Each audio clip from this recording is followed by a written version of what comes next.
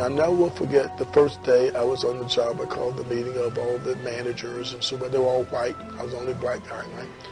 And I was saying, well, what's the problem, right? Why? Because they were losing so much money, it was pathetic. They were just losing money like you wouldn't believe. You know, they said, the problem is that we could only make money when people are in the cars and the phone rings and they answer it. If they don't answer, it goes, and so most of the time people are not in the cars, right?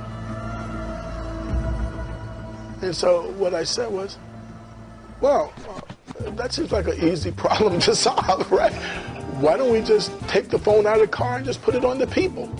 And I said, I guarantee you, if you put the phone on the people, I was thinking about just making money, right? So I said, I guarantee you, if you put the phone on the people, when it rings, they'll grab the phone. And I said, every time they grab the phone, we'll make $1, right? You know, right? You can tell a brother coming from the street, right? It's like selling stuff, right? So I said, every time they hit the phone, right, we'll make $1, man. And I said that we could turn the business around. At the time, I didn't know that the phones looked like the ones and they had these big bodies, you know, and so y'all look like you about it, right?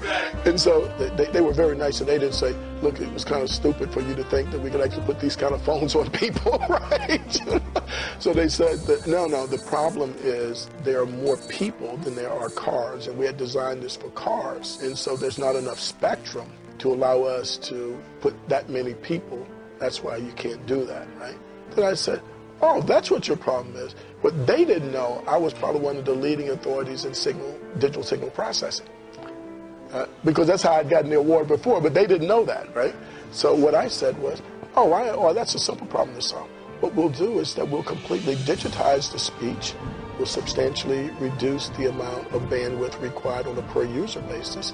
And I described to them how you could do that, by what modulation schemes you would use and so forth.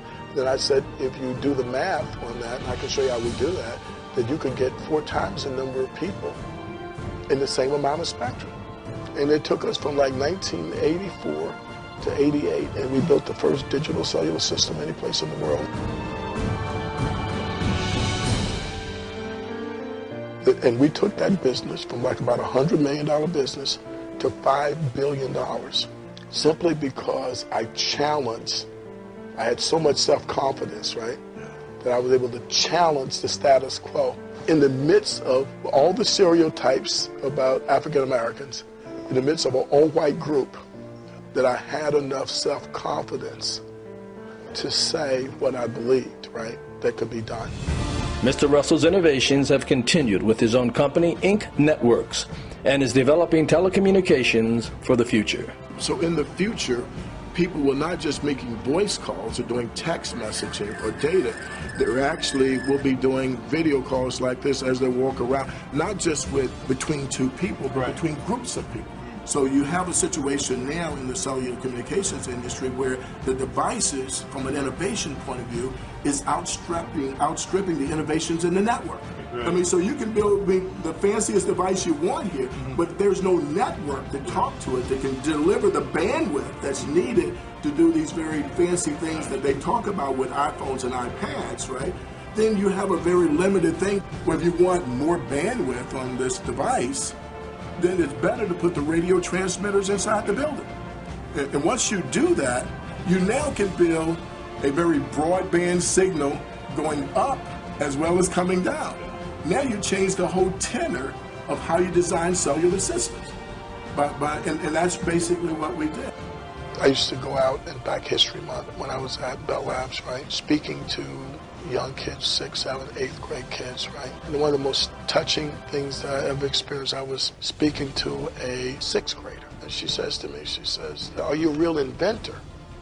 And I said, "Yeah, I'm an inventor." And I sort of talked about cell phones, and I invent cell phones. She says that, "Well, I thought all black inventors were dead." No, I think one of the greatest stories that ever been told is the contribution of black Americans in the 60s and the 70s and the contributions that they've made in technology. To be able to teach young people that the scientists, engineering, and mathematics are the foundation of our society. The satisfaction that you get when you look back, like today when I see how many people can use cellular telephone systems. And many people talk to me all the time and say, well, I didn't know that it was a black guy that invented digital cellular communications.